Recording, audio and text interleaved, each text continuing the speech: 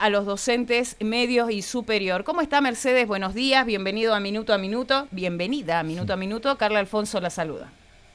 Hola, ¿qué tal? Buenos días.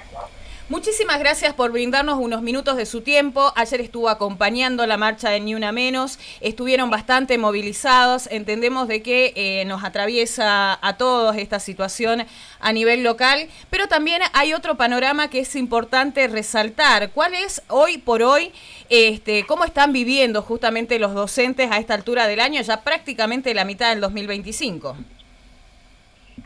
Bueno, los docentes con mucha preocupación, atravesados, ¿no?, por los conflictos que se suceden en cada uno de los establecimientos, que tiene que ver también con una situación de aflicción económica, de malestar social creciente considerados, ¿no? Estamos observando a nivel nacional la lucha de los médicos residentes del Garrahan, y a lo largo del país hubo distintos tipos de manifestaciones, bueno, en defensa de la fuente de trabajo y de los salarios dignos. Eso también nosotros lo experimentamos, lo estamos atravesando. Recordemos que el mes pasado los preceptores estuvieron también con un plan de lucha, estuvieron con medidas de fuerza reclamando el valor, ¿no?, que se le había dado a su trabajo en el acta paritaria del 2023. Y también estuvimos solicitando durante toda esta primera mitad del año protección, ¿no? Protección en el sentido de protocolos de actuación frente a diferentes situaciones que se manifiestan en las escuelas. Y protección no solo para los docentes, protección para la familia, protección para los estudiantes, qué recaudos, qué cuidados, qué medidas preventivas frente a la diversidad de problemas que se manifiestan en la escuela, ¿no? Estoy hablando del bullying, estoy hablando de los suicidios, y estoy hablando del aumento del consumo, estoy hablando de situaciones de desnutrición, inclusive, toda esta conflictividad social que atraviesa también las escuelas, y bueno, cómo esa prevención o esa preocupación en el afán de erradicar, por ejemplo, la violencia de género, bueno, tiene que tener su traducción en recursos humanos, en contratación, no digo un gabinete por escuela porque sería imposible, pero sí ampliar la cantidad, ¿no? En este momento existe un espacio en el ministerio, se llama Pausa, se lo busca en la red, es un espacio donde hay una escucha, y eso que se va haciendo son medidas que van paliando de algún modo, ¿no? También hay una capacitación hace poquito de la justicia para con los directivos, para con los estudiantes. De a poco, digamos, van saliendo respuestas, pero tienen que ser mucho más amplios. Eso también lo estamos solicitando. Y en el orden salarial, el aumento, siempre vamos a pedir un aumento igual a la canasta básica, ¿no? Sabemos que el ministro de Hacienda hizo declaraciones, que la coparticipación no alcanza, que solamente se va para los salarios, pero la verdad es que necesitamos un diálogo real, porque a la hora de la paritaria durante este último tiempo, bueno, ya desde el 2023, digamos que ahí sí es como que hubo un diálogo más fino, ¿no? Pero en junio. Pero ahora, estos últimos años fueron comunicados nada más las paritarias, lamentablemente. Porque la circular ya está lista, firmada el otro día, entonces hay una negociación real. Esperamos que eso se revierta. Este viernes nos convocan al mediodía. ¿Qué tal, Sosa? Hugo Krasnoroda la saluda, ¿cómo le va? Hola, ¿qué tal?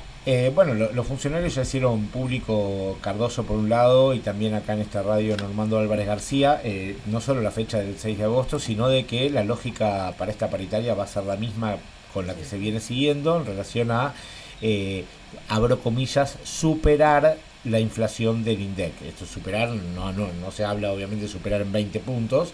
La inflación del INDEC dio la última 2,8%, y la que se va a anunciar en 2 semanas daría entre 2 y 1,8%. O sea que ¿imaginan que la oferta puede superar el 3%, por ejemplo? ¿O que va a estar por debajo de eso?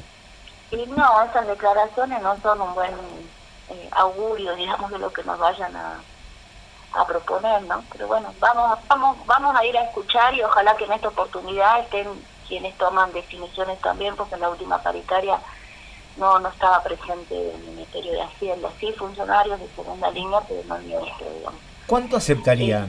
¿Cuánto aceptarían? Digo. No, yo siempre soy muy prudente con eso porque ustedes saben que nuestra mecánica de trabajo sindical es esto. Informó el gobierno que va a proponer, e inmediatamente ahí ya convocamos a la asamblea para que nuestros afiliados conozcan, digamos, ¿no? Y decidan también, porque bueno, está este tema salarial según la inflación, pero también están otros temas, ¿no? Que como describía al principio, generan ya un malestar, sobre todo cuando hay discriminación con un sector tan vital como son los preceptores, ¿no? Porque no les están pagando un ítem, o por ejemplo el ítem frente a alumnos, que son 3 horas cátedras que obtuvimos después de las medidas de fuerza del año pasado. O sea, ya roza lo ridículo que no se le pague un preceptor que esté frente a estudiantes. Es decir, el rol del preceptor es estar frente a estudiantes, justamente, ¿no? Entonces, bueno, son otros temas también que van sumando a ese malestar. Esperamos tener respuesta en ese sentido. Bien, Mercedes, yo destaco la primera parte. Me parece fundamental entender cómo los docentes están comprometidos con problemáticas reales, ¿no?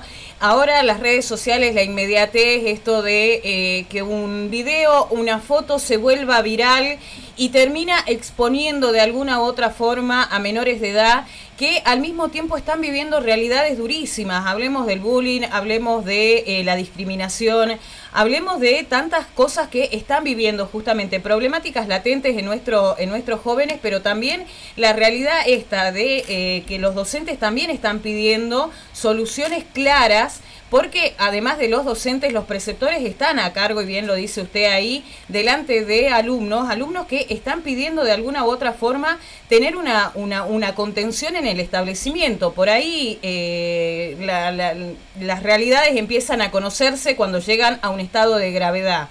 En estos de los videos con mucha violencia que circularon, y también las posturas de algunos jóvenes secundarios respecto justamente a la discriminación, a la violencia ejercida por los mismos pares, la mirada al costado también, ¿por qué no lo podemos decir?, de aquellos que tienen las herramientas para poder solucionar, involucrarse justamente en estos temas. Preguntarle a usted, no solo como cabeza del gremio, sino también como docente, ¿cuál es la reflexión que nos deja? Sí, lamentablemente estamos en una crisis social donde la escuela, bueno, repercute absolutamente todo esto que se agudiza, que tiene que ver con la violencia, con el maltrato, con el destrato, ¿no? Y la escuela también siempre tiene una exigencia de respuesta pronta. Y bueno, la escuela es una institución más de las que existen en nuestra sociedad, que obviamente desde su eje fundamentalmente educativo hace lo que está pudiendo con el recurso humano que tiene, que ya no alcanza para atender esta eclosión de problemas, ¿sí? Pero también hay que tener en cuenta como sociedad qué es lo que está pasando, porque por un lado, si tenemos algunos funcionarios de alto nivel como el presidente que hostiga, que bulinea a un niño autista en sus propias redes sociales, o sea, ¿qué ejemplo se está dando desde ese lugar, no? Entonces, de ahí para abajo hay también como una promoción de esta conducta que se tiene en el hater, que se llama, ¿no?, en las redes sociales también. El ataque, el menosprecio, la burla, instalada como una modalidad, o sea, es cool hoy ser agresivo, insultar, discriminar, eso pareciera que es un disvalor. Imagínense cómo va a contrapelo de lo que es la escuela, que promueve todo lo contrario. Entonces habrá que revisar nuevamente los acuerdos de convivencia. Me parece muy bien esta primera medida que está tomando el ministerio, que es la capacitación en leyes, ¿no? Porque también tiene que tener conciencia toda la comunidad escolar que un acto tiene consecuencias posteriores. Es terrible lo que está pasando en nuestra provincia con los femicidios, cada vez más truculentos. Bueno, está hablando de nivel de violencia tremendo que estamos atravesando. Todo eso se manifiesta en la escuela, pero digo, no es la única depositaria y responsable de que esto cambie. como sociedad, todas las instituciones tenemos que revisar los acuerdos fundacionales y qué podemos hacer en este sentido, porque los jóvenes, los chicos, las chicas, que son el futuro ciudadano, bueno, ¿qué depara de acá a unos años entonces si esto no tiene una reflexión, no tiene una prevención, no tiene una política de contención, de reeducación, digamos, de esto? La verdad que es muy, muy complicado. Están muy estresados los docentes hoy. La cantidad de colegas que llegan al sindicato pidiendo que los asistamos para ver las licencias por salud mental son muchísimos. Por eso estamos pidiendo también que la Junta Médica contraten un psicólogo, contraten un psiquiatra, digamos, que tenga la pericia para poder hacer las evaluaciones. Pero hay cantidad de situaciones de los propios docentes y también de docentes mujeres, porque hay muchas docentes mujeres que son cabezas de familia, que son únicos sostén y que están al cuidado también de sus propios hijos que atraviesan estas situaciones. Entonces es muy complicado, la verdad, el momento. Además a esto le tenemos que, ¿por qué no sumar también, Mercedes, de que de un tiempo acá se confunde de que el niño, el joven va a la escuela para ser educado y dejar de pensar en la formación académica que puede llegar a tener y que el docente se tiene que hacer cargo de distintas situaciones y encima el padre va y patea la puerta y el escritorio con verborragias y actitudes que son totalmente violentas delante de los jóvenes, desacreditando justamente al docente, al preceptor, al vice, al director, y de esta manera, o la directora, y de esta manera también se van replicando ciertas situaciones en las cuales el docente queda entre la espada y la pared. Corríjame si es así o no es así. Sí, es así, además se le está quitando la autoridad, ¿no? Se le está quitando la autoridad al docente, que como rol fundamental tiene una transposición didáctica de una disciplina a los efectos de la continuidad de esos estudios, ¿no?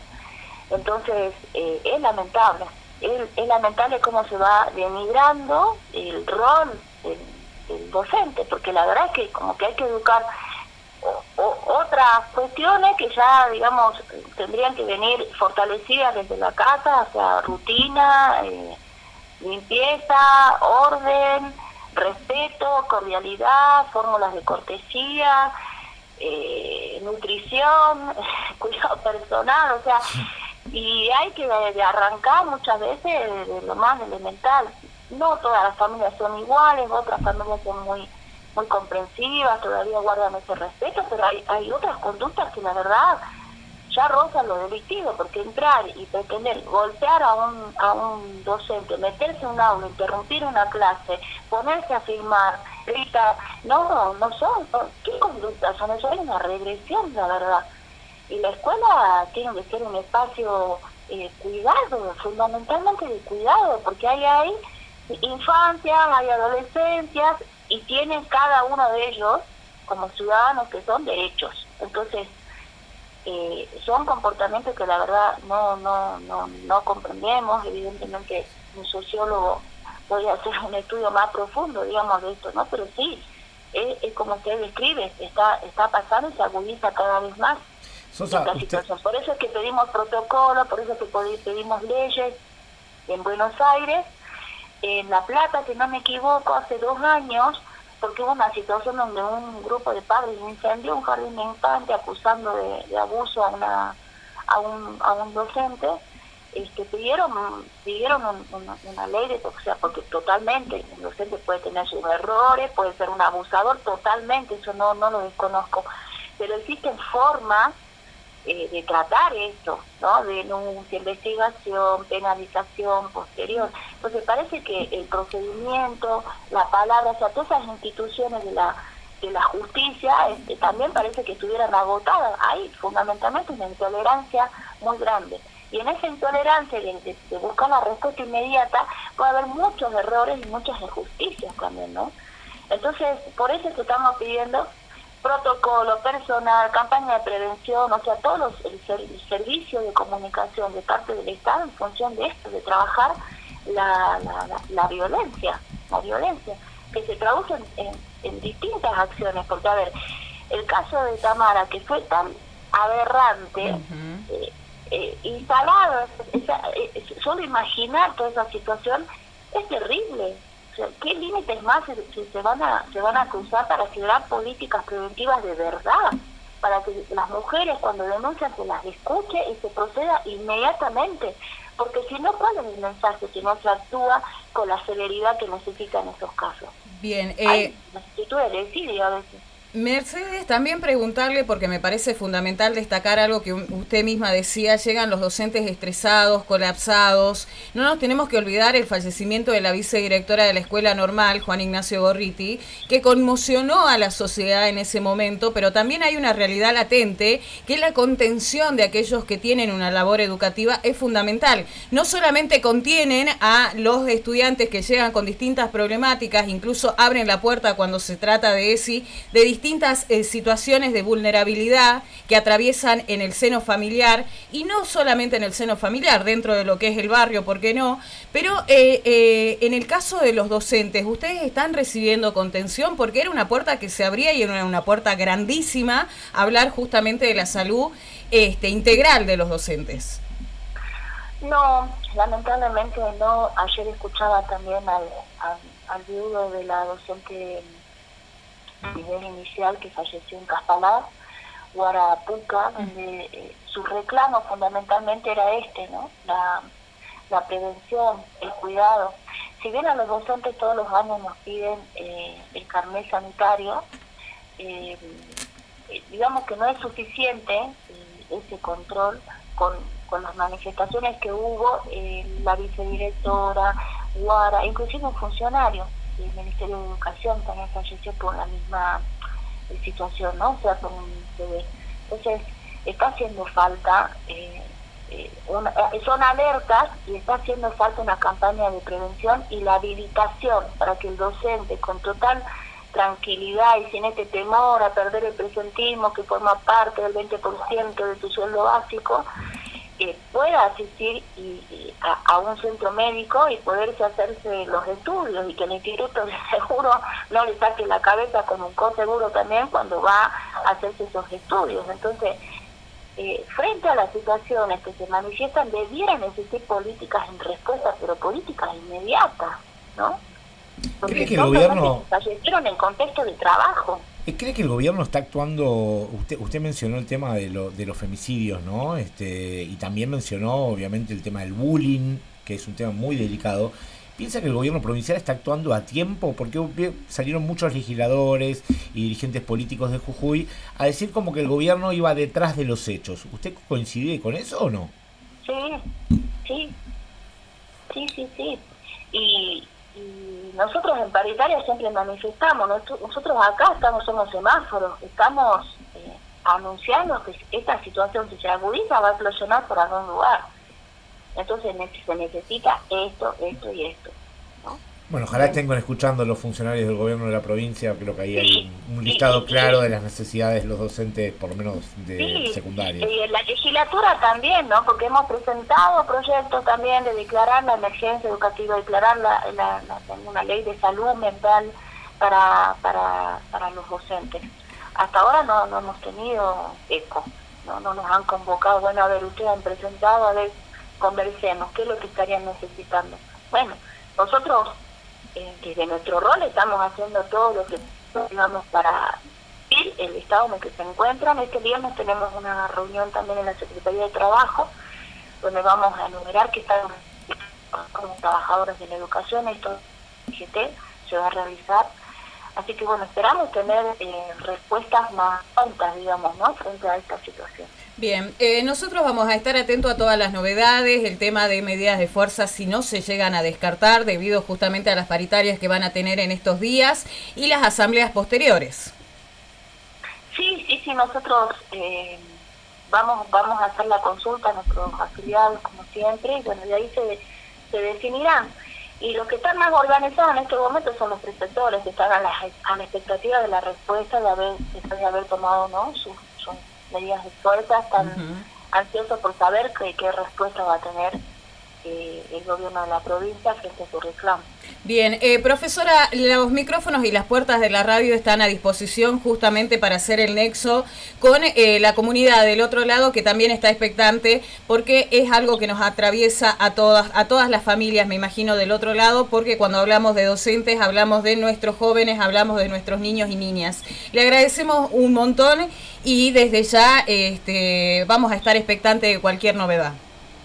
Muchas gracias a ustedes también por el espacio. Buen día. Un abrazo grande. Ahí dialogábamos con la profesora Mercedes Sosa, referente del Centro de Docentes de Enseñanza Media y Superior, CEDEM, justamente la secretaria general, que nos ahondaba un poquito en detalles, un panorama bastante complicado que atraviesan nuestros docentes en la provincia. Rápidamente nos vamos a la pausa y enseguida nos adentramos para ver cómo están llegando a este día miércoles con las medidas de fuerza anunciada. Hablamos del Garrahan justamente.